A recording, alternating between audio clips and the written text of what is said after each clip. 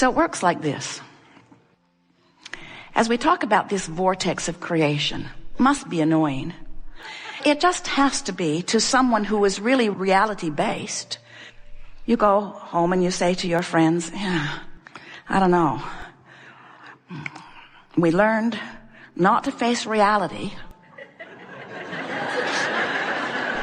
That's worrisome. And then we were pointed over here at the floor.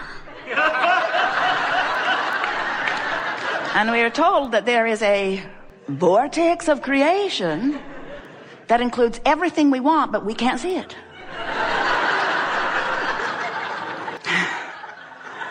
It was a little like smoke and mirrors. And then we were told that if we would feel for it, because we can't see it or hear it or smell it or taste it or touch it, if we would feel for it, we would feel better. And that when we feel better, then it would come.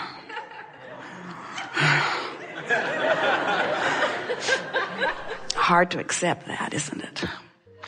But if you will play our silly game just for a little while, what you will discover is that you are vibrational beings first and foremost, and that the vibration of your being has two vantage points. So good when you get this. Two vantage points. The vantage point of what you're focused upon right now, what you're talking about, what your attitude is, what your mood is, whatever you're focused upon, that's a vantage point. It's you focusing.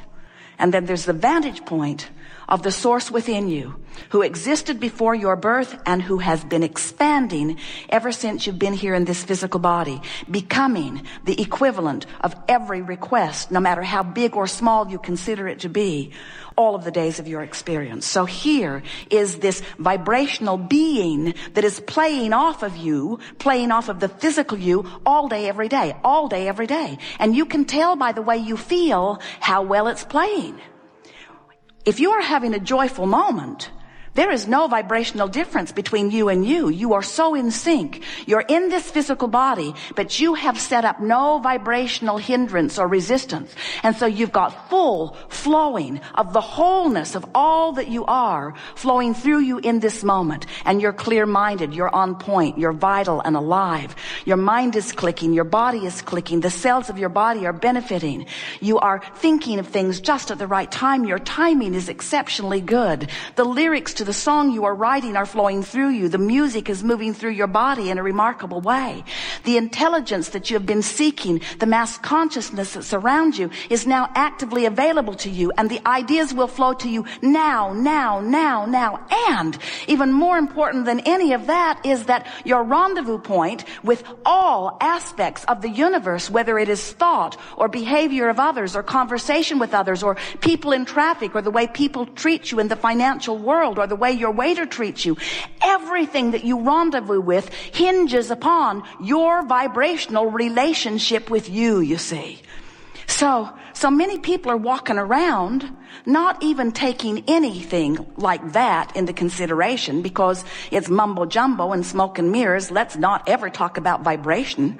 Let's just talk about manifestation. Physical humans say, let's just monitor it. Let's just observe what is. Let's make lists of it. Let's document it and pigeonhole it and make documentaries about it and statues and monuments about it. And let's keep what is alive, the manifestation as far as it's gone. Let's keep it alive in the minds of everyone who come, and we say, good luck on that, because those new ones coming in have a whole different vibrational mindset because they are up to speed with everything that you've been asking for. They're born MP3 ready. They are born understanding that they are vibration much more than you who have been focused upon the physical reality for so long.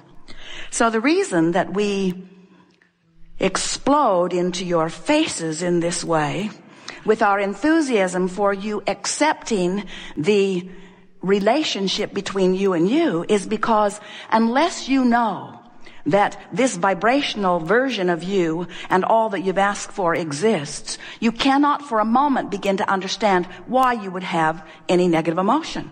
A woman said to us one day, Abraham, my lover left and now I'm sad. And we said, no, you're not.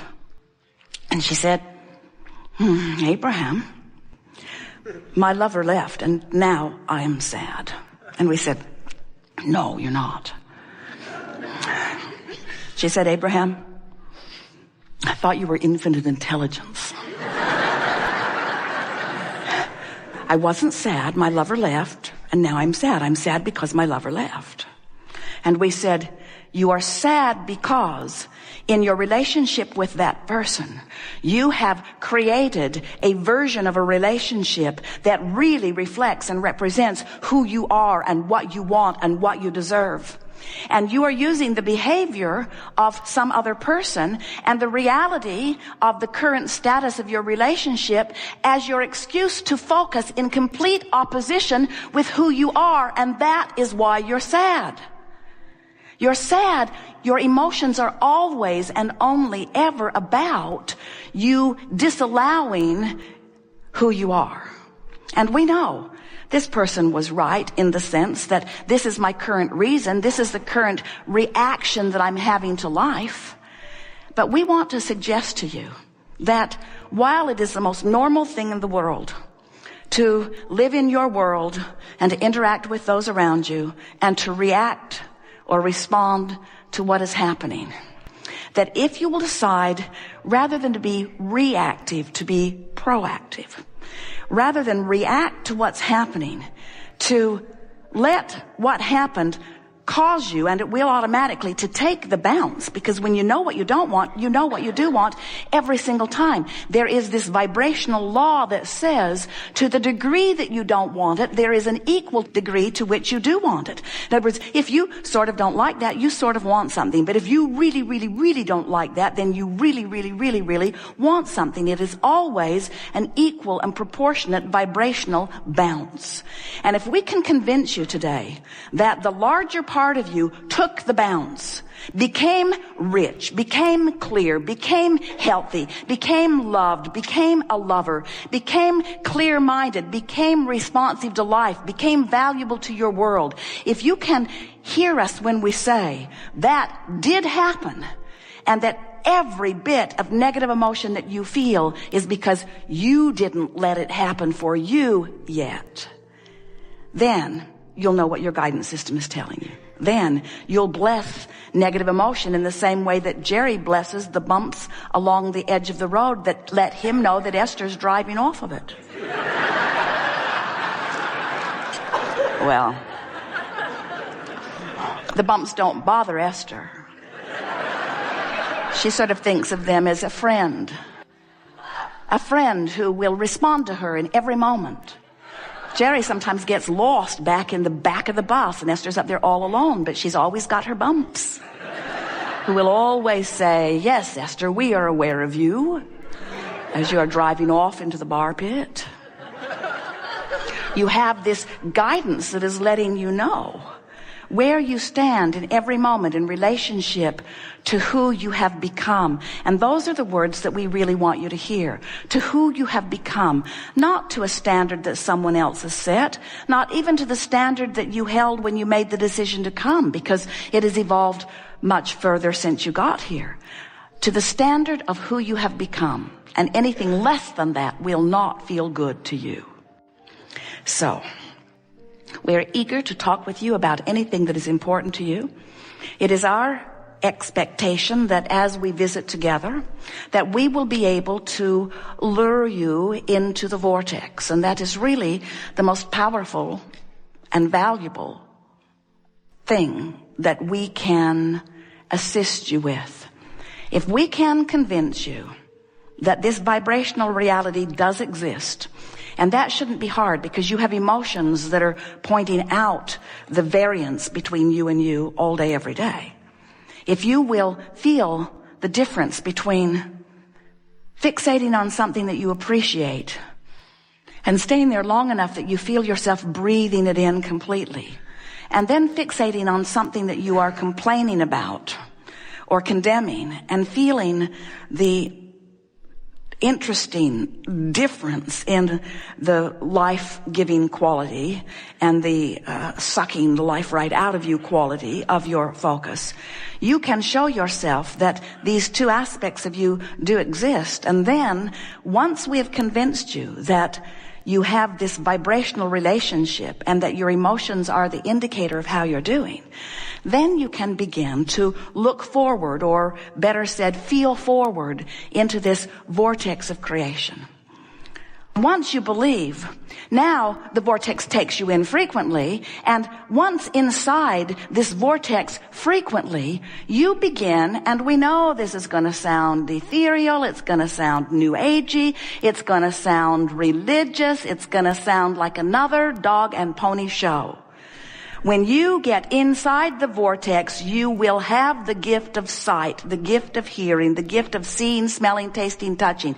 When you get into the vortex, when you get in there and have practiced the vibration of it long enough that it comes easy to you, we see you sometimes, you'll meditate for 10 or 15 minutes and release resistance in the process, which means you're in the vortex, but then you come out into your day and complain like you have been, so you spend most of your day practicing the out of the vortex vibration and very little bit of your day in the vortex practicing the in the vortex vibration. This Art of Allowing workshop is all about getting as close as you can to the vortex and trusting that in time, if you get close enough, often enough, the vortex will take you in, and as it takes you in often enough, you're going to begin to practice the vibration inside the vortex, which means your resistance will subside, and by law, everything that you have been asking for, all of which is in this vortex of creation, must manifest in your experience, where not only you, but others may see it. Now, it's important to know, and you know this already, those not in the vortex usually can't see what you're manifesting because their vibration is such. Haven't you ever just felt wonderful and somebody else just feels awful and you're looking pretty much at the same street on the same day in the same city? In other words, there are as many different worlds moving around here as there are moods and attitudes. Esther sat to meditate one day and fixated on the words ease and flow. Ease and flow. And she couldn't think about ease without thinking about ease. Ease is a hard thing to be confused about. Ease is ease. Ease is wonderful things happening without struggle. Ease and flow. And as she pondered those two words for 15 minutes, when she came out of her meditation, her day turned around. She found more productivity with more fun and less effort than she'd experienced in a long, long time. And she thought, I like that feeling of ease. And we say, what she did was she accepted with very little effort the leverage of the vortex. When you care about getting in there, when you care about ease and flow, when you care about clarity, when you care about the way you feel, and you're willing to loosen your grip on the impropriety or the imperfection or the downright wrong behavior that you've been focused upon somewhere in your physical world, when you're willing to feel for alignment rather than sort out the problems longer, what you're going to discover is you have put enough into your vortex of creation to keep you happily busy for 20 or 30 lifetimes. And when you focus in a way that no longer keeps you out of the vortex, everything that you want will show up in your experience. Now, we hope you heard that in exactly the way we meant it, because we want you to accept that what law of attraction is, it is a unifying law. It is a culminating law.